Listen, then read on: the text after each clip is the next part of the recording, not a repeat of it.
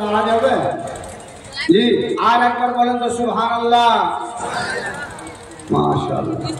তাহলে আল্লাহ রাসূল আল্লাহ রাব্বুল আলামিনের প্রশংসার পর নবী মুহাম্মদ রাসূলুল্লাহ সাল্লাল্লাহু আলাইহি সাল্লামের উপরে আল্লাহর অগণন রহমত বর্ষিত হোক। আল্লাহুম্মা সাল্লি আলাইহি আল্লাহুম্মা বারিক আলাইহি। ভাইরা আমার, আপনাদের সম্মুখে সূরা তওবার মধ্য থেকে একটা আয়াত তেলাওয়াত করেছে এবং নবী মুহাম্মদ রাসূলুল্লাহ সাল্লাল্লাহু আলাইহি সাল্লামের একখানা হাদিস আপনাদের সামনে পাঠ করেছি। ইনশাআল্লাহ কিছু কথা আলোচনা করে আমার বক্তব্য আমি একটু থামিয়ে দিয়ে আগা দিকে যখন বাম্পার আসে গাড়ি চালাতে চালাতে ড্রাইভার তখন একটু গাড়িটাকে ব্রেক করবে। ব্রেক না করলে এমন হয়ে হোঁচট লাগবে যে উল্টে পুল্টে পড়বে, গাড়ি ভাঙবে, ড্রাইভার মরবে, মানুষ প্যাসেঞ্জার মরবে, সব হবে। এই জন্য আমাকে কিছুক্ষণ গাড়ি চালার পরে গাড়িটাকে একটু ব্রেক করতে হবে। যার কারণে এই জন্য যে মাদ্রাসার কিছু দরকার আছে, ওখানে আবার গাড়ি ব্রেক করে কিছু আপনাদের মাদ্রাসার উন্নতির জন্য আমাকে একটু চেষ্টা করতে হবে। আল্লাহ রাব্বুল আলামিন মানুষকে জানিয়েছে আল্লাযীনা আমানু ওয়া হাজারু ওয়া জাহাদু ফি সাবিলিল্লাহ। আল্লাহ পাক বলছেন যারা ঈমানদার, ঈমান এনেছে, তারপরে আল্লাযীনা আমানু ওয়া হাজারু ওয়া জাহাদু, হিজরত করেছে অথবা ও জিহাদ করেছে, সংগ্রাম চালিয়েছে। এরা কি দিয়ে জিহাদ করেছে কিংবা কি দিয়ে এরা সংগ্রাম চালিয়েছে, হিজরত কি দিয়ে করেছে? আল্লাহ বলছেন যে আমওয়ালিহিম, মালের দ্বারা। আমওয়ালুল মাল, ওদের থেকে আমওয়াল অনেক ছাই সম্পদ, টাকা পয়সা দিয়ে জিহাদ অথবা হিজরত করেছে। আর কি করেছে? যে আমওয়ালিহিম ওয়া আনফুসিহিম আ'যামু দারাজাতান ইনদাল্লাহ। আল্লাহ তখন বলছেন যারা মাল ধন দিয়ে হিজরত করেছে, নিজের জান দিয়ে হিজরত করেছে, আল্লাহর নিকটে তাদের সম্মান, তাদের ইজ্জত অত্যন্ত বড়।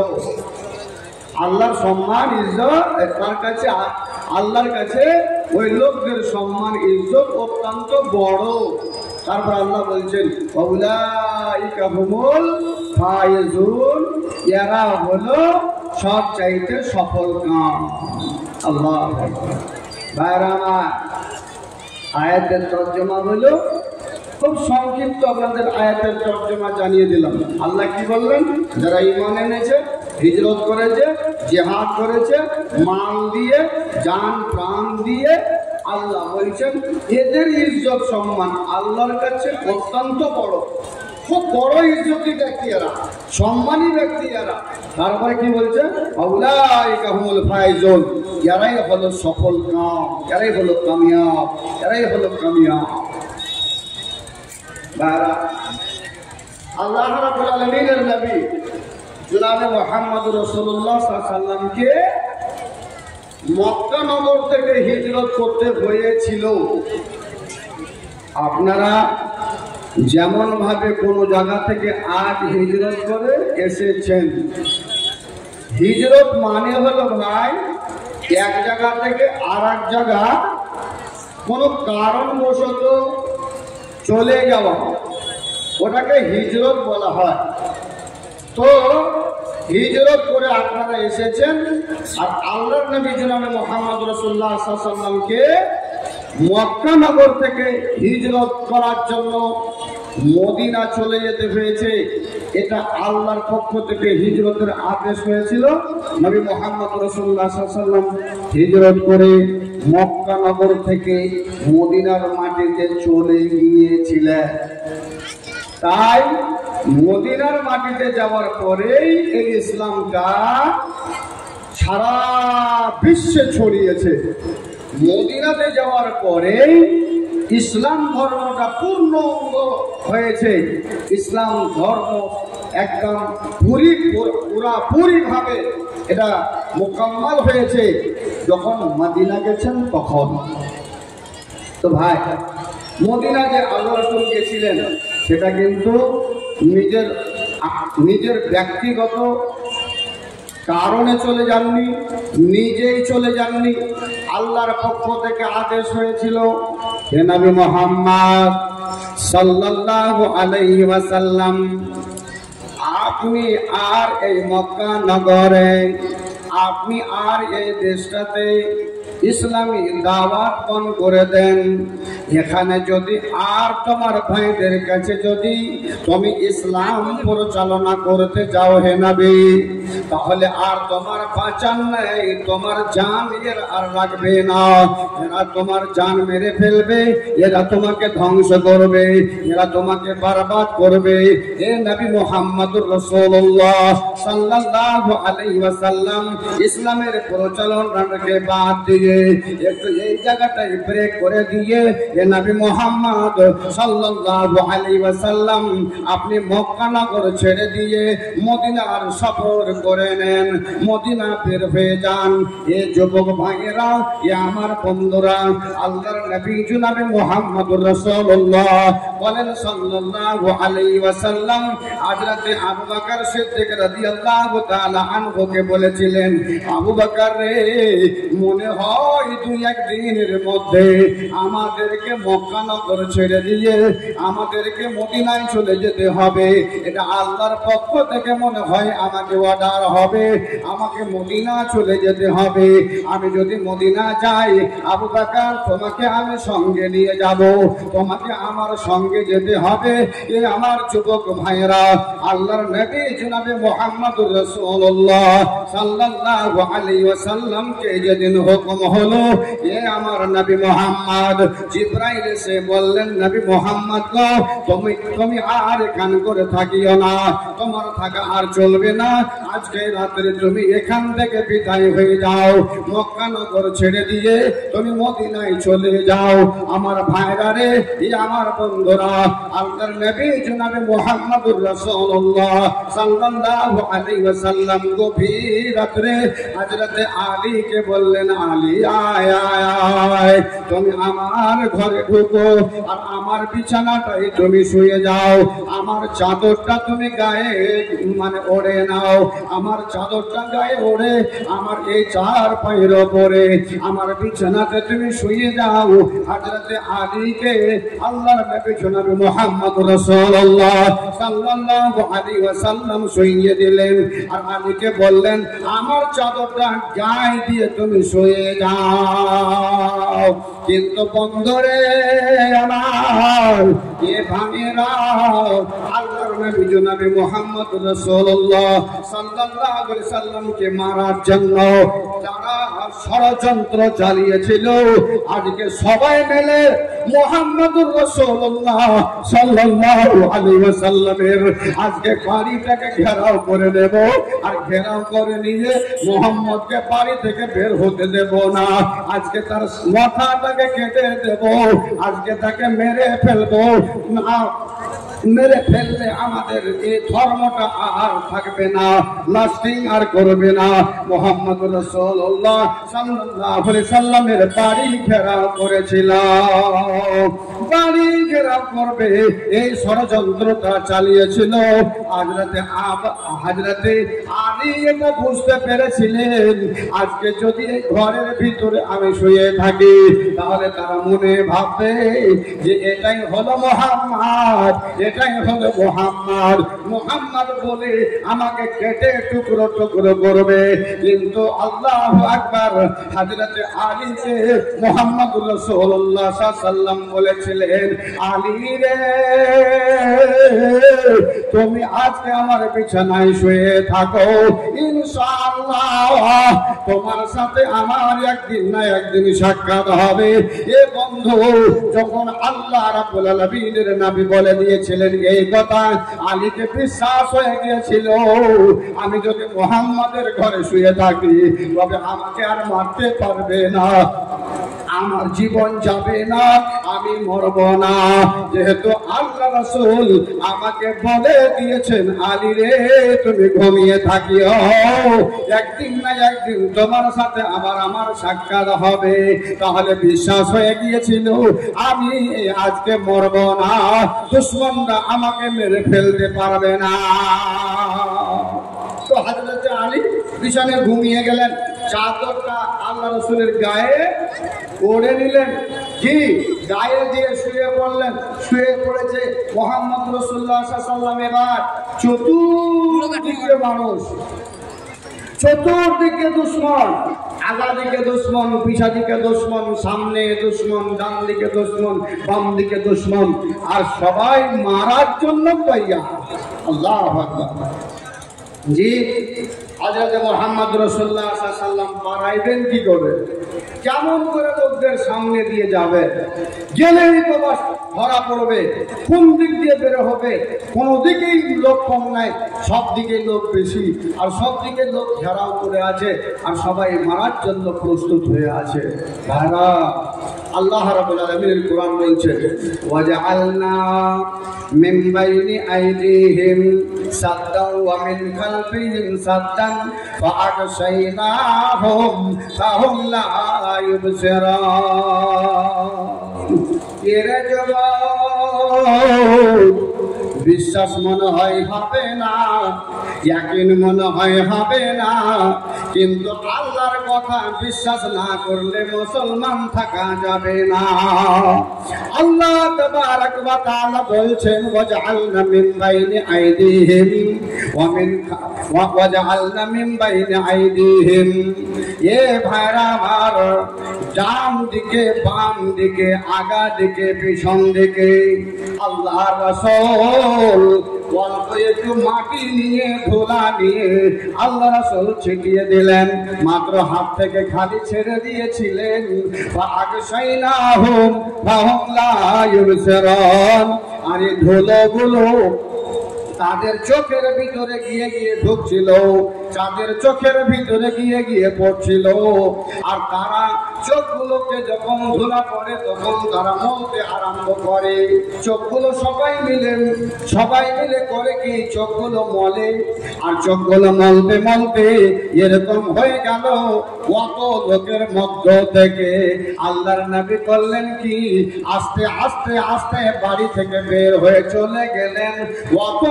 অত লোকের মধ্যে বের হয়ে গেলেন, কোন মানুষ আর দেখতে পেল না। সবার মধ্য দিয়ে বাড়ি থেকে বের হয়ে চলে গেলেন। আল্লাহ বলছে, হে নবী মুহাম্মদ, তুমি তো বলে ধুলাটাই ছিটিয়েছিলে, সবারই চোখে তো ভরনি, কিন্তু আমি আল্লাহ এদেরকে এমন করে চোখে ধুলা ফেলেছিলাম, তারা চোখ কটলাচ্ছিল, চোখ মলছিল, আর তোমাকে ওদের মধ্য দিয়ে এমন ভাবে ঢেকে দিলাম যে তোমাকে আর কেউ দেখতে পেল না। ওদের মধ্য থেকে বের হয়ে আপনি চলে গেলেন। জি, এটা কত বড় আল্লাহর কারিশমা, আল্লাহর কত বড় কুদরত যে ওখান থেকে আল্লাহ রাসূল বের হয়ে চলে গেলেন, অথচ ওই কাফের মুশরিকরা কেউ দেখতে পেল না। সঙ্গে সঙ্গে গিয়ে হযরত আবু বকর সিদ্দিক রাদিয়াল্লাহু তাআলা আনহর বাড়িতে গিয়ে ঢুকলেন, আর ঢুকে বলছেন, আবু বকর, খালি বাস আবু বকর বলা, আর অমনি আল্লাহ রাসূল সাল্লাল্লাহু আলাইহি ওয়াসাল্লামের জন্য দরওয়াজা খুলে দিয়েছেন। আল্লাহ রাসূল জিজ্ঞেস করেছিলেন, আবু বকর, আমি তো 2-5 তোমাকে ডাকিনি, কিংবা তোমার দরওয়াজা বারবার তো আমি খটখটাইনি, আমি তো একবারই দরওয়াজা খটখটিয়েছি আর তোমাকে ডেকেছি, তুমি আমার জন্য একবারে ফট করে দরওয়াজা খুলে দিলে, এর মানে কি তুমি ঘুমাওনি? এত রাত, গভীর রাত, তুমি কি ঘুমাওনি? আমার আল্লাহর নবী জনাবে মুহাম্মদ রাসূলুল্লাহ সাল্লাল্লাহু আলাইহি ওয়াসাল্লামকে আবু বকর বললেন, ও নবী মুহাম্মদ, যেদিন থেকে গো আপনি আমাকে বলেছিলেন, আবু বকর মনে হয় মক্কা নগর থেকে বের হয়ে আমাদেরকে মদিনা যেতে হবে। ওই দিন থেকে আমি আর বিছানায় ঘুমাই না। আমি আবু বকর আপনার জন্য দরজায় দাঁড় হয়ে হয়ে হিলান দিয়ে দিয়ে ঘুমাইতাম। তখন আমার নবী মুহাম্মদ রাসূলুল্লাহ সাল্লাল্লাহু আলাইহি ওয়াসাল্লাম এসে যাবে। এই জন্য আমি দাঁড় হয়ে হয়ে ঘুমাইতাম, কোন সময় বিছানায় আর ঘুমাইতাম না। আল্লাহু আকবার। হযরত আবু বকর রাসূল সাল্লাল্লাহু আলাইহি ওয়াসাল্লামের জন্য জয়টা দিন খবর পেয়েছিলেন, তখন থেকে আর বিছানার ভিতরে ঘুমাইনি, দাঁড় হয়ে হয়ে ঘুমাইতেন। আল্লাহ রাসূল এবার আবু বকরকে সাথে নিয়ে ওখান থেকে চলতে আরম্ভ করলেন। কোথা থেকে? মক্কা নগর থেকে বের হয়ে যেতে আরম্ভ করলেন। বের হয়ে হযরত আবু বকর সিদ্দিক রাদিয়াল্লাহু তাআলা আনহু আর আল্লাহর নবী যাচ্ছেন। আল্লাহ রাসূল বারবার করে মক্কা নগরের দিকে তাকাচ্ছেন আর একটু হেঁটে চলে যাচ্ছেন। মক্কা নগরের দিকে দেখছেন, জন্মভূমির দিকে তাকাচ্ছেন আর বের হয়ে এক পা করে আগাচ্ছেন।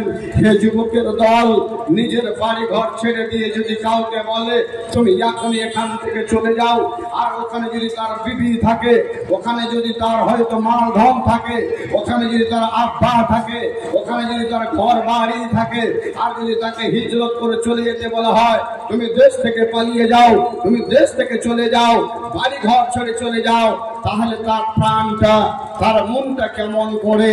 আল্লাহ রাসূল সাল্লাল্লাহু আলাইহি ওয়াসাল্লাম নিজের জন্মভূমির দিকে বারবার দেখছে আর তখন বলতে লাগলো, মক্কা নগর রে, হে মক্কা নগর, তুমি আমার জন্মভূমি, তুমি আমার জন্মভূমি। আমি তোমাকে ছেড়ে যেতে কখনো বাধ্য হতাম না, আমি তোমাকে ছেড়ে যেতাম না। আমার অত্যন্ত মহব্বতের জায়গা তুমি, তোমাকে ছেড়ে যেতাম না রে মক্কা নগর। কিন্তু আমাকে আল্লাহর পক্ষ থেকে আদেশ হয়েছে, আল্লাহ আমাকে যেতে বলেছেন বলেই আমি এখান থেকে যাচ্ছি। দ্বিতীয় নম্বর হলো এই মক্কা নগরের মানুষেরা আমি নবী আমাকে চিনতে না পেরে আমার উপরে অন্যায় অত্যাচার চালাচ্ছে, আমাকে চিনতে না পেরে আমার উপরে কষ্ট, আমার উপরে দুঃখ দিচ্ছে, আমাকে কষ্ট দিচ্ছে, আমাকে দুঃখ দিচ্ছে। হে মক্কা নগর, এখানকার মানুষরা আমাকে চিনতে পারলো না, তাই আমাকে আজ মক্কা নগর হতে মদিনা হিজরত করে যেতে হচ্ছে। রাসূল সাল্লাল্লাহু আলাইহি ওয়াসাল্লামের চোখ দিয়ে ঝরঝর করে নিজের দেশের জন্য, নিজের মাতৃভূমির জন্য, নিজের জন্মের জায়গার জন্য তিনি কাঁদছেন আর ওখান থেকে বেরিয়ে চলে যাচ্ছেন। আল্লাহু আকবার। আল্লাহ রাসূল সাল্লাল্লাহু আলাইহি ওয়াসাল্লাম এবার হাঁটছেন, চলে যাচ্ছেন। হঠাৎ করে সরাকা এ পিছনে ধাওয়া করেছিল। এই জন্য যে সেখানকার লিডারেরা বলেছিল মুহাম্মদ রাসূলুল্লাহ সাল্লাল্লাহু আলাইহি ওয়াসাল্লামকে এখন আর ঘরে নেই, ওরা ঘর ইনকোয়ারি করে ওখান করে পায়নি। হযরত আবু বকর সিদ্দিক রাদিয়াল্লাহু তাআলা আনহুকে পায়নি, ওখানে পেয়েছিল হযরত আলীকে, যে আলী বিছানায় শুয়ে আছে। ভোর হয়ে গেছে, সকাল হয়ে গেছে, তখন আর দেখতে পাইছে না যে মুহাম্মদ ঘরে আছে কিনা। সবাই খবর পেয়ে নিল যে মুহাম্মদ রাসূলুল্লাহ সাল্লাল্লাহু আলাইহি ওয়াসাল্লাম এখানে নেই, এখান থেকে বের হয়ে চলে গেছেন। হতভম্ব হয়ে গেল মানুষ, এত লোক পাহারা করলাম, এত লোক আমরা এখান করে সব পুলিশের মতো দাঁড়িয়ে হয়েছিলাম, মুহাম্মদ রাসূলুল্লাহ চলে গেলেন এখান থেকে কি করে? এলান হয়ে গেল যে মুহাম্মদ রাসূলুল্লাহ সাল্লাল্লাহু আলাইহি ওয়াসাল্লামের মাথা কেটে এনে দেবে কিংবা মৃত্যু কোটি এনে দেবে, তাকে 100 লাল উট এখানে করে তাকে পুরস্কার দেওয়া হবে। এই যুবকের দল, এ ভাই আমার, বন্ধুরা আমার, লোকেরা বলে নবী মুহাম্মদ রাসূলুল্লাহ সাল্লাল্লাহু আলাইহি ওয়াসাল্লাম ছিলেন আতঙ্কবাদ। লোকে বলে মুহাম্মদ রাসূলুল্লাহ সাল্লাল্লাহু আলাইহি ওয়াসাল্লাম আতঙ্ক ছড়িয়ে গেছে দুনিয়াতে। আমি বলবো রে পাগল, তুই হসপিটালে ভর্তি হ, কিন্তু মুহাম্মদ রাসূলুল্লাহ সাল্লাল্লাহু আলাইহি ওয়াসাল্লামের উপরে অন্যায় অত্যাচার চলেছে। নবী মুহাম্মদ রাসূলুল্লাহ সাল্লাল্লাহু আলাইহি ওয়াসাল্লামের জান মারার জন্য তৈয়ার হয়ে গেছে, অথচ মুহাম্মদ রাসূলুল্লাহ সাল্লাল্লাহু আলাইহি ওয়াসাল্লাম কোন সেনাবাহিনীকে নিয়ে তাদের সাথে লড়াই করার, তাদের সাথে প্রতিযোগিতা করার, তাদের সাথে মারামারি করার জন্য কোন পুলিশ বাহিনী নিয়ে তৈয়ার হয়নি। বাধ্য হয়ে সেখান থেকে আল্লাহর হুকুমে সেখান থেকে সে মানে মক্কা নগরকে ছেড়ে দিয়ে, মাতৃভূমিকে ছেড়ে দিয়ে, জন্মভূমিকে ছেড়ে দিয়ে মদিনার মাটিতে চলে যেতে বাধ্য হয়েছেন। চলে গেছেন দেশ ছেড়ে, অথচ লড়াই করেনি। আর লোকেরা বলছে নবী মুহাম্মদ রাসূলুল্লাহ সাল্লাল্লাহু আলাইহি ওয়াসাল্লাম তিনি ছিলেন ইসলাম ধর্মের একজন আতঙ্কবাদ। আপনাকে বলবো, আপনি হসপিটালে ভর্তি হয়ে আপনি এলাজ করেন, আপনি পাগল হতে পারেন, আপনার মাথায় বুদ্ধি নেই, আপনার মাথার ব্রেন খারাপ আছে, আর না হলে আপনি এই কথা কোনোদিনই বলতেন না। আপনার ইতিহাস জানা নেই, আপনার ইতিহাস জানা নেই, আপনার তারিখ জানা নাই। তারিখ জানা থাকলে, ইতিহাস জানা থাকলে তোমার মুখ দিয়ে এ কথা শোভা পায় না, তোমার মুখ দিয়ে বের হওয়া এ কথা কোনোদিন শোভা পায় না। আমার ভাইয়ের, আমার বন্ধুরা, আল্লাহর নবী জনাবে মুহাম্মদ রাসূলুল্লাহ সাল্লাল্লাহু আলাইহি ওয়াসাল্লাম হযরত আবু বকরকে নিয়ে চলছেন। সেনাবাহিনী ছেড়ে দিল মক্কার লোকেরা। আজকে মুহাম্মদ রাসূলুল্লাহ সাল্লাল্লাহু আলাইহি ওয়াসাল্লামের মোরা বডি, অথচ মাথাটা যদি কেউ এনে দিতে পারো 100টা লাল উট, আর এক একটা লাল উটের দাম খুব ছিল মক্কা নগরে। মক্কার মাটিতে একটা উটের, লাল উটের খুব কিমত ছিল। তার কারণে এলাম হয়ে গেল 100টা লাল উট দেওয়া হবে যে তার মৃত্যু বডিটা এনে দিতে পারবে। নাউজুবিল্লাহ। ভাইজান, একটা মধ্যখানে কথা বলি, সারা পৃথিবীর মানুষ যদি কেউ একটা লোককে মারার জন্য তৈরি হয়ে যায়, সারা পৃথিবী, একটা নয়, 100 নয়, 1000 নয়, লাখ নয়, কোটি নয়, সারা পৃথিবীর মানুষ যদি আপনাকে মারার জন্য তৈরি হয়ে যায়, আর আপনাকে যদি আল্লাহ বাঁচায়, আপনাকে যদি আল্লাহ বাঁচায়, সারা পৃথিবীর মানুষ আপনার একটা আঙ্গুল দেখা করতে পারবে না। এমনকি আপনাকে বলে দিতে চাইছি, একটা চুল দেখা করতে পারবে না যদি আল্লাহ আপনাকে বাঁচায়। আর আমার সুরাকা ওই ইনামের কথা শুনে, পুরস্কারের কথা শুনে ঘোড়া চালিয়ে দিল, আর আল্লাহ রাসূল আগে আগে যাচ্ছে, আর পিছনে পিছনে সুরাকা চলতে চলতে কাছাকাছি মুহাম্মদকে ধরবে, মুহাম্মদকে আটকাবে, এরকম কাছাকাছি হয়ে গেছে। আর ওই সময়তে সুরাকার ঘোড়ার দুটো পা মাটির ভিতরে ধসে গেল। মাটির ভিতরে যখন ধসে গেল, সুরাকা সঙ্গে সঙ্গে নেমে গেল কিংবা পড়ে গেল।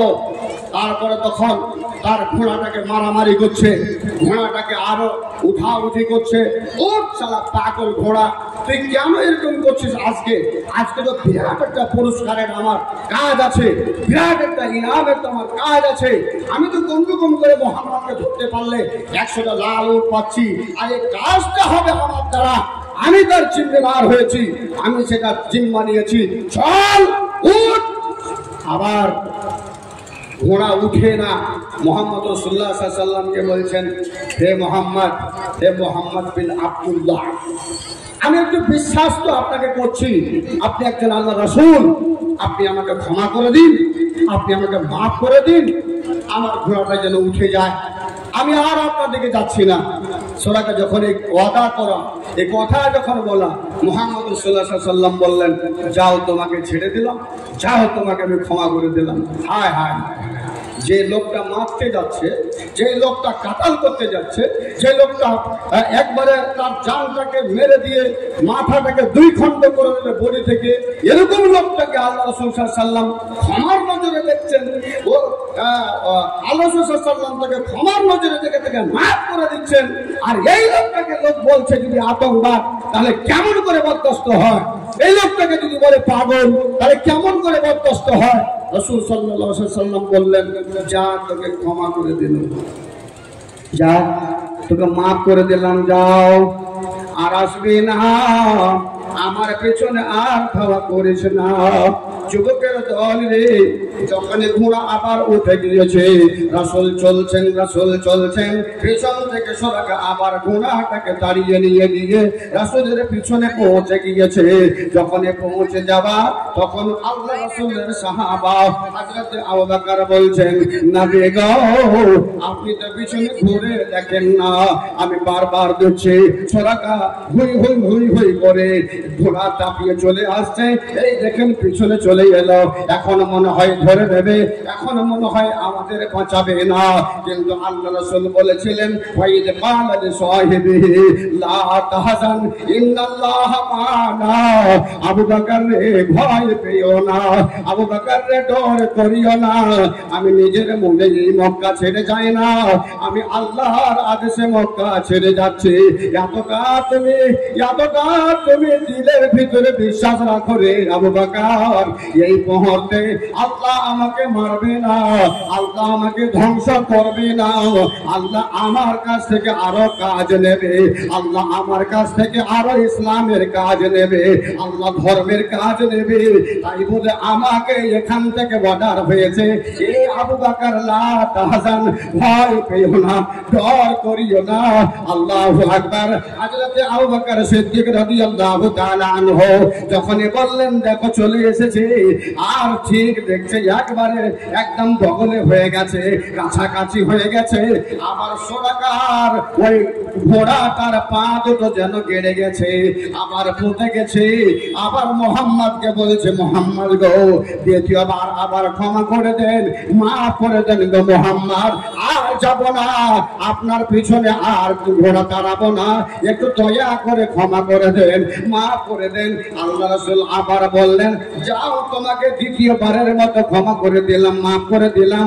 এ সোরাকা তুই তো জানিস রে, এ সোরাকা তুই তো জানিস রে, আমি হলাম আল্লাহর নবী, আমি হলাম আল্লাহর নবী, আর আমি কোনো খারাপ কাজ করি না, আমি দ্বীনের কাজ করি, দ্বীনের পরিচালনা করি। তবে সোরাকা তুমি কেমন করে বারবার আমার দিকে ধাওয়া করছো, আর আসিও না আমার পিছনে, আর আসিও না, যাও তোমাকে ক্ষমা করে দিলাম দ্বিতীয়বারের মতো।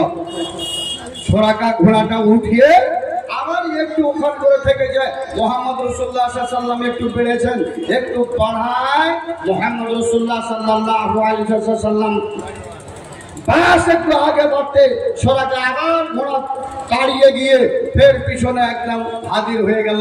মুহাম্মদ রাসূলুল্লাহ সাল্লাল্লাহু আলাইহি ওয়াসাল্লামকে ধরতেই হবে, লালচ কি আর থামতে পারছে জি ভাই, লালচ কি আর থামতে পারছে? যেহেতু মুহাম্মদকে যদি ভবিষ্যৎ কাটাল করতে পারে, মক্কা নগরের 100টা লাল উট পুরস্কার পাবে, আর 100টা লাল উট কি কম টাকার সম্পদ? কত টাকার যে ওটা একটা সম্পদ, তার কারণে সোরাকা থামতে না পেরে তৃতীয়বার আবার যখন ওই মুহাম্মদ সাল্লাল্লাহু আলাইহি ওয়াসাল্লামের পিছনে গেছেন, এবার দুইটা পা নয়, ঘোড়াটা 4খানটা পায়ে ধসে গেল, গেড়ে গেল, এমনকি সোরাকার পা পর্যন্ত গেড়ে যেতে আরম্ভ হয়েছে, সোরাকার ওই ঘোড়াটার পিঠ পর্যন্ত ফুটে যেতে আরম্ভ হয়েছে। সোরাকা তখন বলছে মুহাম্মদ আমাকে পূর্ণ বিশ্বাস হয়ে গেল, আমাকে পূর্ণ ইয়াকিন হয়ে গেল যে না না না আপনাকে কোনো মুহূর্তে আমি ধরতে পারবো না, এটা অকার্য হচ্ছে আমার, আপনি আমাকে এবার তৃতীয়বারের মতো ক্ষমা করে দেন। আল্লাহ রাসূল ফের তৃতীয়বারের মতো ক্ষমা করে দিলেন, তাকে মাফ করে দিলেন। মাফ করে দেওয়ার পর আল্লাহ রাসূল হাঁটছেন, এবার সোরাকা বলছে এত টাকার পুরস্কার ছিল হে মোহাম্মদ, এত টাকার ইনাম ছিল হে মোহাম্মদ, সেটাকে এখন আমাকে ছেড়ে দিতে বাধ্য হচ্ছে। তো মোহাম্মদ কিছু তো আপনি আমাকে দিয়ে দেন, কিছু তো দিয়ে দেন আপনি। মুহাম্মদ রাসূলুল্লাহ সাল্লাল্লাহু আলাইহি ওয়াসাল্লামের মুখ দিয়ে কথা বের হয়েছিল, সোরাকা তোমাকে পারস্য দেশের ওই বাদশাহ, ওই সম্রাটের আমি মুকুটটা তোর মাথায় দেব। সোরাকা মনে মনে ভাবছিল মুহাম্মদ মনে হয় পাগল হয়ে গেছে নাকি, ওই পারস্য দেশের সম্রাটের মাথার মুকুটটা আমাকে দেবে, এত বড় দামি জিনিসকে সে দিতে পারে, অসম্ভব এটা। হযরত মুহাম্মদ রাসূলুল্লাহ সাল্লাল্লাহু আলাইহি ওয়াসাল্লাম যেটা বলেছিলেন এটা সত্য, এটা মিথ্যা নয়। যেহেতু আল্লাহ রাসূল সাল্লাল্লাহু আলাইহি ওয়াসাল্লাম মদিনা গেলেন, মদিনা যাওয়ার পরে ইসলামটাকে পরিপূর্ণভাবে মানুষের কাছে ধর্মটাকে পৌঁছালেন। পৌঁছার পর আল্লাহ রাসূল ইন্তেকাল করলেন। আল্লাহ রাসূলের ইন্তেকালের পর হযরত আবু বকর সিদ্দিক রাদিয়াল্লাহু তাআলা আনহু তিনি খলিফাতুল মুসলিমিন হলেন, তিনি গভর্নর হলেন, প্রধানমন্ত্রী হলেন। কিছুদিন রাজত্ব চালার পরে হযরত আবু বকর সিদ্দিক রাদিয়াল্লাহু তাআলা আনহু দুনিয়া থেকে বিদায় হলেন। দ্বিতীয় নম্বরে যিনি খলিফাতুল মুসলিমিন প্রধানমন্ত্রী গভর্নর হয়েছিলেন তিনি ছিলেন হযরতে ওমর ফারুক রাদিয়াল্লাহু তাআলা আনহু। এই হযরত ওমর ফারুক রাজত্ব চালাতে গিয়ে পারস্য দেশের সাথে একটা লড়াই হয়েছিল, পারস্য দেশের সাথে একটা সংগ্রাম হয়েছিল, পারস্য দেশের সাথে একটা তাদের ভিতরে লড়াই হওয়ার কারণে পারস্য দেশের সেই সেনাবাহিনীকে হারিয়ে হযরত ওমরের যে সেনাবাহিনীরা ছিল তারা জিতে গিয়েছিল। জিতে যাওয়ার পরে সেখান থেকে কিছু সোনা এবং চাঁদি, সেখান থেকে কিছু মাল, গানিমতের মাল, গানিমতের টাকা, গানিমতের পয়সা ওখান থেকে নিয়ে আসা হয়েছিল। সঙ্গে সঙ্গে পারস্য দেশের সম্রাটের মাথার মুকুটটা পর্যন্ত হযরত ওমরের পায়ের সামনে এসে হাজির হয়ে গেল। আল্লাহু আকবার। হযরত ওমর ফারুক রাদিয়াল্লাহু তাআলা আনহু এই কথাটাই শুনেছিলেন যে সুরাকা একদিন নবীর পিছনে ধাওয়া করেছিল। সেই দিন মুহাম্মদ রাসূলুল্লাহ সাল্লাল্লাহু আলাইহি ওয়াসাল্লামের কিছু চাহার কারণে মুহাম্মদ ওয়াদা করেছিলেন যে পারস্য দেশের সম্রাটের মাথার মুকুটটা একদিন না একদিন তোর মাথার উপরে আমি দেব। এই যুবকের দল আল্লাহর নবী জনাবে মুহাম্মদ রাসূলুল্লাহ সাল্লাল্লাহু আলাইহি ওয়াসাল্লাম যে কথা বলে গেছেন পৃথিবীর মধ্যে একটাও মিথ্যা কথা কোনোদিন বলতে পারেননি। এমনকি যারা গায়ের মুসলিম ছিল, এমনকি যারা অমুসলিম ছিল, তারাও তিনাকে আমিন বলে ডাকতেন, তারাও তাকে বলতেন আপনি মিথ্যাবাদী নন, তারাও বলতেন আপনার যত কথা আপনি বলেন সত্য কথা বলেন, মিথ্যা কথা জীবনে বলেন না। মুসলমান সকাল থেকে নিয়ে বিকাল পর্যন্ত হতো হাজার হাজার তারা মিথ্যা কথা বলে, হাজার হাজার মিথ্যা কথা বলি, মোবাইলে মিথ্যা কথা বলি, বাপের সাথে মিথ্যা কথা বলি, মায়ের সাথে মিথ্যা কথা বলি, আলেম ওলামার সাথে মিথ্যা কথা বলি। মানুষ তো মনে হচ্ছে এখন টাকা পয়সা পেয়ে এত বড় লাশ সাহেব হয়েছে, কেউ কাউকে আর মানামানি করে না, রাসূলকে তো মানে না, আল্লাহর কোরআন মানে না, সব জায়গাতে নিজের ইচ্ছাকৃত মানে আইন চালাচ্ছে, কানুন চালাচ্ছে। আমি বলবো বাহাদুরি তোমার কিসের? আমি বলবো তোমার ক্ষমতা কিসের? তোমার যদি এত ক্ষমতা হতো, কবি বলছে হালাল হারাম না মানিয়া, হালাল হারাম না মানিয়া কত টাকা করলে কামাই, হালাল হারাম না মানিয়া কত টাকা করলা কামাই। আর এত টাকা রাখবি কোথায়, এত টাকা রাখবি কোথায়, কাফনেতে পকেট নাই, এত টাকা রাখবি কোথায়, কাফনেতে পকেট নাই। ওই টাকা পয়সা লইয়া কি কেউ, আর টাকা পয়সা লইয়া কি কেউ কবরে গেছে, টাকা পয়সা লইয়া কি কেউ কবরে গেছে। কি জবাব দিবি রে বান্দা ওই আল্লাহর কাছে, কি জবাব দিবি রে বান্দা ওই আল্লাহর কাছে। টাকা হালাল হারাম না মানিয়া কত টাকা করলি কামাই, এত টাকা রাখবি কোথায়, এত টাকা রাখবি কোথায়, কাফনেতে পকেট নাই। ভাইয়া করোনা তুমি কোটি টাকা কামায়, কোটি টাকা কামাও না, কিন্তু টাকা তোমার যতদিন পর্যন্ত তুমি কামিয়ে রেখেছো ততদিন পর্যন্ত তোমার কাছে, যেদিন তোমার মরণ হয়ে যাবে এটা জেনে রাখিও তোমার কাফনের ভিতরে কোনো পকেট নাই, যে এই দিকে কিছু এই দিকে কিছু কবরের ফেরেশতাকে ঘুষ দেওয়ার জন্য তুমি নিয়ে যাবে। এটাও জেনে রাখো কবরের ফেরেশতা কোনোদিন ঘুষ খায় না, এটাও জেনে রাখো কবরে কোনোদিন ফেরেশতা ঘুষ খাবে না, এটাও জেনে রাখো জাহান্নামের ফেরেশতা ঘুষ খাবে না, এটা জেনে রাখো জান্নাতের ফেরেশতা কোনোদিন ঘুষ খাবে না। যদি ঘুষ যদি খাবে তাহলে এখনকার এই দেশের মানুষ খায়, সুদ যদি খায় তাহলে দেশের মানুষ খায়, কিন্তু ভাই কবরে হাসরে জান্নাতে জাহান্নামে এগুলোতে ঘুষ চলবে না, ঘুষ আপনার দুনিয়ায় চলছে। বলছিলাম যে আল্লাহর নবী জনাবে মুহাম্মদ রাসূলুল্লাহ সাল্লাল্লাহু আলাইহি ওয়াসাল্লামের সাহাবা হযরতে ওমর ফারুক রাদিয়াল্লাহু তাআলা আনহু উনি যখন জিতে গেলেন, এই পারস্য দেশের সম্রাটের সেনাবাহিনীর সাথে যুদ্ধ করে যখন জিতে গেলেন আর গানিমতের মালগুলো যখন চলে এলো, তখন কিন্তু হযরত ওমর ডেকে পাঠালেন কাউকে দিয়ে, যাও সোরাকাকে ডেকে নিয়ে এসো। আল্লাহু আকবার। কাকে ডেকে নিয়ে এসো? সোরাকাকে ডেকে নিয়ে এসো। সোরাকাকে ডেকে আনা হলো। সোরাকা বুড়িয়ে গিয়েছেন, বয়সপ্রাপ্ত হয়ে গেছেন, মাজা হিলে না, হাঁটতে পারে না, দাড়ি মুখ থেকে গিয়েছে। এই মতো অবস্থায় তাকে ডেকে আনা হলো। আর ডেকে আনার পর ওই সম্রাট দেশের, ওই পারস্য দেশের সম্রাটের মাথার মুকুটটাকে ওখান থেকে উঠিয়ে নিয়ে তখন তার মাথাতে পরিয়ে দেওয়া হলো। আর বলা হলো, ও সরাকা শোনো, আল্লাহর রাসূল যে কথা বলেন সেটা মিথ্যা নয়, সেটা হলো সত্য। তোমাকে সেই দিন বলেছিল, যা রে সরাকা, একদিন না একদিন পারস্য দেশের সম্রাটের মাথার মুকুটটাকে তোর মাথায় পরিয়ে দেব, যা। তুমি সেদিন মনে ভেবেছিলে পাগলের মতো কথা বলছে, কিন্তু আজ সে ওদা তোমার পূরণ হয়ে গেল। আর আমার বন্ধুরা, আমার হযরত মুহাম্মদ রাসূলুল্লাহ সাল্লাল্লাহু আলাইহি সাল্লাম বড় দুঃখ করে, কষ্ট করে মক্কা নগর থেকে হিজরত করে মদিনার মাটিতে গিয়েছিলেন। হযরতে আমর ইবনে আস রাদিয়াল্লাহু তাআলা আনহু ইনি হিজরত করে মদিনার মাটিতে গিয়েছিলেন। আর মদিনার মাটিতে যাওয়ার পরে আল্লাহ রাসূলের সাথে সাক্ষাৎ করে হযরত আমর ইবনে আস রাসূলুল্লাহ সাল্লাল্লাহু আলাইহি সাল্লামকে বলেছিলেন, হে রাসূল, আপনার সাথে আমি বায়াত করব, আপনার হাতে হাতে হাত মিলাবো, আপনার হাতে হাতে হাত মিলিয়ে আমি আজ মুসলমান হব। হে রাসূল সাল্লাল্লাহু আলাইহি সাল্লাম, হাতটা একটু বাড়ান।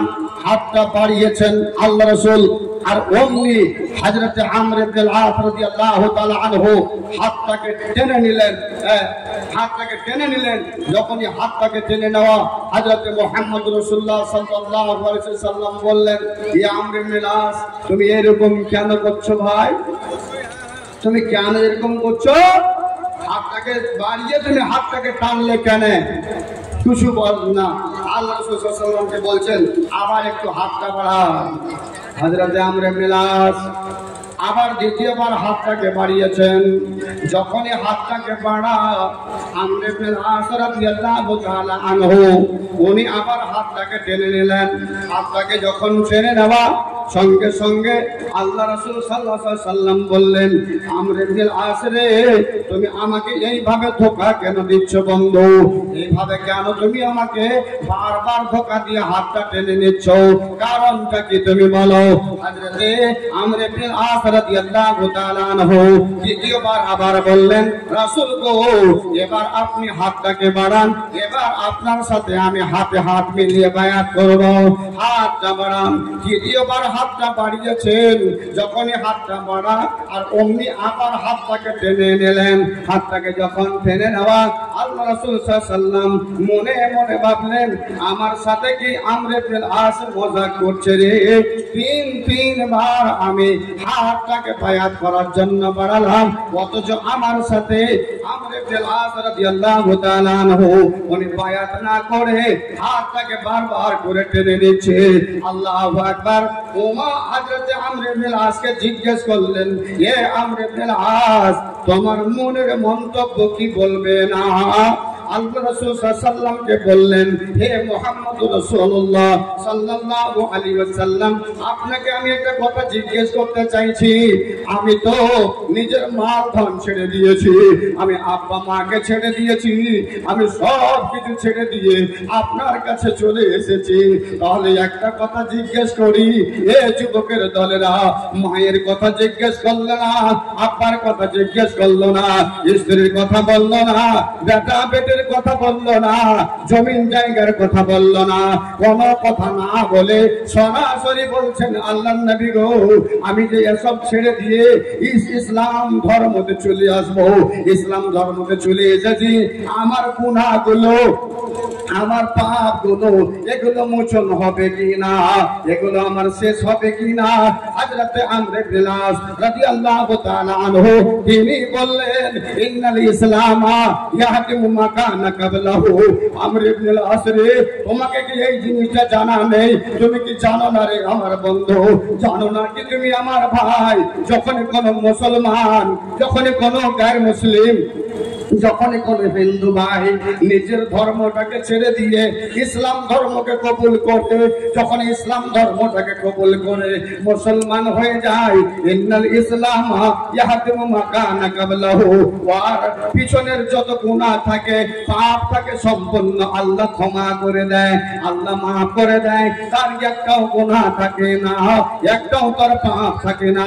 ওয়া আন্নাল হিজরাতা তাহদিমু মা কানা ক্বাবলাহা, এ আমরে প্লাস কোন ভাই যদি হিজরত করে মাদ্রাসা যায়, দ্বীনের কাজে যায়, হিজরত করে যদি কোন ভাই জালসা শুনতে যায়, হিজরত করে যদি কোন ভাই কোন দিন দাওয়াতের কাজে যায়, আল্লাহু আকবার, হিজরতকারী যদি হিজরত করে দ্বীন ইসলামের খাতিরে, নবী মুহাম্মদ রাসূলুল্লাহ সাল্লাল্লাহু আলাইহি সাল্লাম বললেন তাহদিমু মা কানা ক্বাবলাহা, তার পিছনের যত পাপ থাকে আল্লাহ ক্ষমা করে দেয়, আল্লাহ মাফ করে দেয়।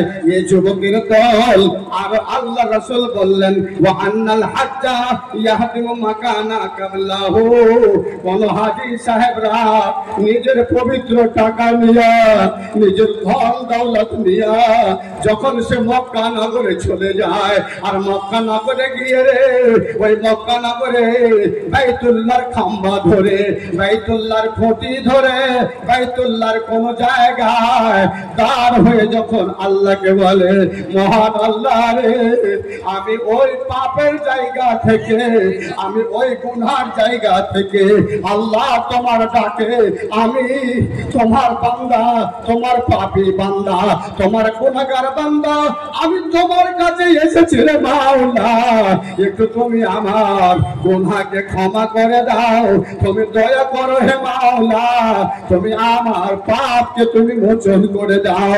হে রব্বুল আলামিন গো, আমি জানি এখান থেকে আর পাপের বোঝাটা ফিরিয়ে যেন নিজের দেশে না নিয়ে যায়, নিজের দেশে যেন ফেরত না যায়। এই মহান আল্লাহ, আমি তোমার দরবারে এসেছি একমাত্র তোমার কাছে আমার গুনাহটাকে মোচন করার জন্য, গুনার মাগফিরাত করার জন্য। আল্লাহর নবী জনাবে মুহাম্মদ রাসূলুল্লাহ সাল্লাল্লাহু আলাইহি সাল্লাম এই কথাই বলছেন ওয়া আন্নাল হাজ্জা ইয়াহদিমু মা কানা ক্বাবলাহু, কোন হাজিরা যখন হজের জন্য যায়, পবিত্র টাকা নিয়ে যায়, তার আগের পাপগুলোকে, গুনাহগুলোকে আল্লাহ ধুয়ে মুছে শেষ করে দেয়, তার পাপ আর থাকে না, গুনাহ আর থাকে না। যুবকের দল রে, এ ভাইরা আমার, বন্ধুরা আমার, মায়েরা আমার, আজকে আপনারা বহু জায়গা থেকে নিজের বাড়িটাকে ছেড়ে, নিজের স্ত্রীটাকে ছেড়ে, নিজের ছোট কচি কাঁচা বাচ্চাকে ছেড়ে দিয়া আজ এই মাদ্রাসায় হাজির হয়েছে। আল্লাহর নবী জনাবে মুহাম্মদুর রাসূলুল্লাহ সাল্লাল্লাহু আলাইহি সাল্লাম বলবেন, এই ব্যক্তিরা যারা আজ এসেছো, এই ব্যক্তিরা যারা আজ এসেছো, কাল কিয়ামতের ময়দানে এখান থেকে ফিরে যাবার পরেও তোমার পাটা তুমি ধুয়ে ফেলে দিবা, এখান থেকে চলে যাবার পরে পায়ের ধুলগুলো পানি দিয়ে ধুয়ে ফেলে দেবা। কিন্তু যুবকের দল, এটা স্মরণে রাখো, এটা মনে রাখো, হে কাল কিয়ামতে বসে যেমনি ভাবে আজ ধুলা লাগিয়ে এসেছেন, যেমন ভাবে ধুলা লাগিয়ে বাড়িতে যাবেন, আল্লাহর নবী বলেছেন কাল কিয়ামত দিবসে পাগুলো তাদের অমনি ভাবে থাকবে আর ধুলো মাটি লেগে থাকবে। সেই দিন লোকগুলো বলবে হায় হায় হায়, ওই সেই দিন মুস্তাফাগঞ্জ গিয়েছিলাম, হায় সেই দিন তো বাড়ি যাবার পর আমার পাগুলো আমি পানি দিয়ে ধুধু করেছিলাম, ধুয়ে ফেলেছিলাম, অথচ কেন আজ রে আমার পাগুলোতে ধুলো লেগে আছে। এ যুবক, আল্লাহ সেদিন দেখাবে, দেখ রে দেখ, এ জালসা শোনা মুস্তাফাগঞ্জের লোকেরা তোমার পা পায়ে দেখো সেই দিনকার ধুলো মাটি লেগেই আছে। তাই সবকে ছেড়ে এসেছেন মাদ্রাসার সারাতে, সবকে ছেড়ে এসেছেন মাদ্রাসার মহাব্বতে। আল্লাহর কোরআন বলে কুল ইন কুনতুম তুহিব্বুনাল্লাহ ফাত্তাবিউনি ইউহিব্বুকুমুল্লাহ ইয়াগফির লাকুম যুনুবাকুম। হে পৃথিবীর মানুষ, আল্লাহ বলছেন মুহাম্মদ আপনি মানুষজনকে একটু বলে দিন, তারা যদি মহাব্বত আল্লাহর সাথে করতে চায় তারা যেন রাসূলকে ভালোবাসে। আজ রাসূল নাই রে নাই, আজ রাসূলকে কোথায় পাবেন দেখা যায় না। আমার মন চায় উড়ে যেতে সোনার মদিনা, আমার মন চায় উড়ে যেতে সোনার মদিনা। আমার পাখা নাই রে, আমার ডানা নাই রে, কেমনে যাব উড়ে আমি সোনার মদিনা, কেমনে যাব সোনার মদিনা। আমার মন চাই রে উড়ে যেতে সোনার মদিনা। যুবকের দল, এ আমার ভাইরা, আজ আপনারা এখানে এসেছেন সবকে আলোক করে দিয়ে, আলাদা করে দিয়ে নবীকে দেখতে পাবো না। নবীর ওয়ারিস আলেম ওলামা, নবীর ওয়ারিস বক্তা, নবীর ওয়ারিস মাদ্রাসার ছাত্র, নবীর ওয়ারিস মাদ্রাসার হাফেজরা, নবীর ওয়ারিস মাদ্রাসার আলেমেরা, যারা দ্বীনি শিক্ষা দেয়, যারা দ্বীনি শিক্ষা দেয়। মান তাআল্লামাল কুরআনা ওয়া আল্লামা খায়রুকুম মান তাআল্লামাল কুরআনা ওয়া আল্লামা। এই পৃথিবীতে কে ভালো হতে পারে? পৃথিবীতে কে ভালো হতে পারে? দোকানদার ভালো নয়, খেতে বাড়ি করা লোকগুলো ভালো নয়, ওরে দেশের মানুষরা যারা ব্যবসা করে এরা ভালো নয়। আল্লাহ রাসূল বলছেন ভালো তো ওরাই, ভালো তো ওরাই, ভালো তো ওরাই। খায়রুকুম মান তাআল্লামাল কুরআন ওয়া আল্লামা। যারা কোরআন হাদিসের শিক্ষা করে, যারা কোরআন হাদিসের শিক্ষা দেয়, এরাই তো হলো ভালো। এই যুবক, এই মুহাম্মদ রাসূলুল্লাহ সাল্লামের প্রেমে পড়ে আজ আপনারা মাদ্রাসায় এসেছেন। কোন ভাই রে একজন এইরকম হবে যে ভাই বলবেন মাওলানা আপনি আমাদের দেশে অনেকবার এসেছেন, দেখেছি, হাতে কিছু টাকাও দান দিয়েছি। আজকেও আমি মাওলানা আজিজুর রহমান আপনাদের জন্য দোয়া দেব, আপনাদের জন্য দোয়া করব। কোন ব্যক্তি রে 10,000 টাকা, 5,000 টাকা, 3,000 টাকা, 2,000 টাকা, 1,000 টাকা নিয়েছেন এই নবীওয়ালা মাদ্রাসায়, যেখানে আলেম তৈরি হবে, হাফেজ তৈরি হবে, কোরআন ও হাদিসের পড়া হয়, সেখানে দান দিবেন। আল্লাহর কাছে দোয়া করব। কোন একজন ভাইরে এসে আমাকে বলবেন মাওলানা 5,000 টাকা দিলাম, একটু মহান আল্লাহর দরবারে দোয়া করে দিয়ে। একজন ভাই 5,000 টাকার দাতা আমি চাইছি, উনি একজন ভাই আমার হাতে 7,500 টাকা দিয়ে গেছেন। কোন ভাই এখানে আর একজন 2,000 টাকা দিয়ে গেছেন। এরকম করে টাকা কিছু হাজির হয়েছে। একটা ভাইকে বলছি 5,000, একটা ভাইকে বলছি 10,000, একটা ভাই 3,000, একটা ভাই 2,000, একটা ভাই 1,000 টাকা। ফার্স্টে যে কোন বন্ধুর হাত থেকে আমার হাতে দানটা আসবে এটা আমিও জানি না, ও ভাইও জানে না, মহান আল্লাহ রাব্বুল আলামিন কিন্তু জানেন। আমার ওই বান্দা ফার্স্টে আল্লাহর নবীর মাদ্রাসায় আমার ওই বান্দা দান করবে, এটা আল্লাহ জানা হয়ে গেছে, আল্লাহ জেনে নিয়েছেন। তাহলে যারা ফার্স্টে দান করবেন ইনশাআল্লাহ আপনার দানের পরে পরে যতটা দান হবে সমস্ত দানের নেকি আপনিও পাবেন। একটা বাচ্চা আমার হাতে ফার্স্টেই 10টা টাকা দিয়ে গেল। মহান আল্লাহ 10 লক্ষ টাকা বলে তুমি কবুল করো। কোন একজন ভাই আছেন আপনি বলবেন মাওলানা মাশাআল্লাহ, আয় আল্লাহ আমার এই সভাপতি ভাই কিসমতুল্লাহ জি এনার সাথে আমার মহব্বত অনেক দিক থেকে আছে। আল্লাহকে বলবো, আল্লাহ কিয়ামত পর্যন্ত আদর্শ, কিয়ামত পর্যন্ত দোস্তি, কিয়ামত পর্যন্ত বন্ধুতা আলী আল্লাহ তুমি আমাদের রেখে দিও। সকলে বলো আমিন। ভাই যেন আপনাদের যত দান হবে, প্রত্যেকটা ভাইয়ের যত দোয়া করবো, আপনারাকে আল্লাহ যেন কাল কিয়ামতের ময়দানে আলেম ওলামাদের সাথে যেন রাখে।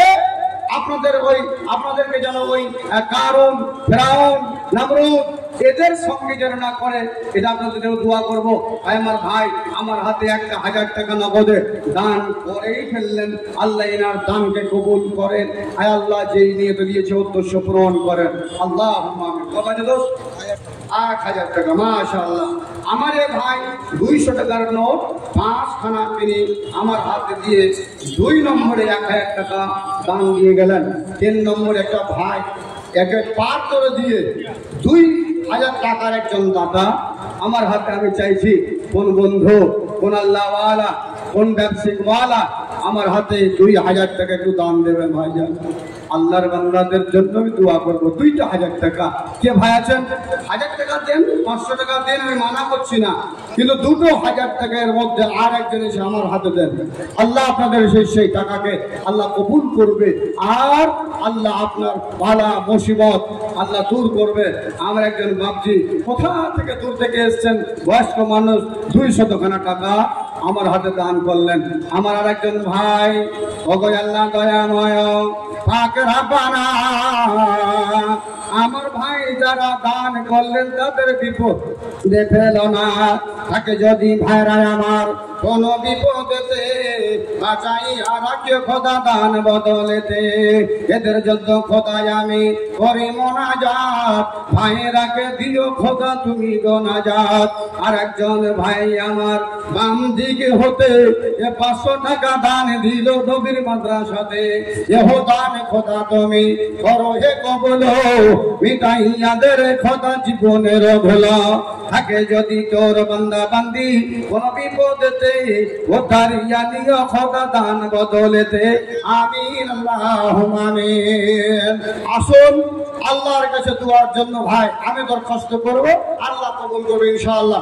আসুন তাড়াতাড়ি করে যে ভাই আপনারা আমার হাতে, মাশাআল্লাহ কত জন না ভাই কমিটি মানুষ নাকি 2000 দিলেন? এক কাজ করেন না, আইসেন। আল্লাহ আকবার। আমার ভাই পরে মনে হয় আরো দেবেন অন্য বক্তার হাতে, তাই বলে 2000 টাকা দিয়ে সন করে হেঁটে চলে গেল। ইনশাআল্লাহ আবার দেবে 2000 করে। আর একজন ভাই আমার বাকি বাড়ি করবে লাল পানি, ওখানে ভালো পানি নেই, কালো নেই, আল্লাহ লাল পানি দেখে এসছেন আমার বাপজি। এই লাল পানির মানুষ 500 টাকা। আয় আল্লাহ রব্বুল আলামিন, ওগো আল্লাহ দয়াময় পাক রব্বানা, 2000 টাকা দিল আমার ভাই, নাম বলিল না। আরো 500 টাকা দিলেন এ বাপজি আমারও হাতে। গুনাহ খাতা মাফ করিও তুমি নিজের রহমতে। আমার জন্য খোদা তুমি হও গো রাজি, আর ভাইরাকে বানায় তুমি পাক্কা নামাজি। ধন দৌলত দিয়ে খোদা করিয়া তুমি হাজি। ওগো আল্লাহ দয়াময় পাক রব্বানা, মিটাইয়াদের খোদা মনের বাসনা। আমিন আমিন আমিন আমিন। মদের দোয়া কবুল করো রব্বুল আলামিন। আর একজন ভাই আমার কথা জানো ছিল, এখানে 500 টাকা ছেলের হাতে পাঠাইল। আর একজন ছেলে ভাইরে এখানে আসিয়া 100 টাকা দানে দিল মাদ্রাসা লাগিয়া। এহ দানে খোদা তুমি করো হে কবল, মিটাইয়াদের খোদা জীবনের ভল। আর একজন ভাই আমার এখানে আসিল, পরিমাণে কিছু দান দিয়ে গেল। ইহকাল পরকাল রাখিও তারে ভালো। আর একজন ভাই আমার এখানে আসিয়া 200 টাকা দানে দিল মাদ্রাসা লাগিয়া। আর একজন বাপজি আমার এ নাম বলিল না, 200 টাকা দিল দান, 200 টাকা দিল দান, এরে গুনাহ মিটাবার বাসনা। আর একজন 50 টাকা, আর একজন 550 টাকা। আয় আল্লাহ রাব্বুল আলামিন গো, তোমার বান্দারাকে দেখাও। আয় আল্লাহ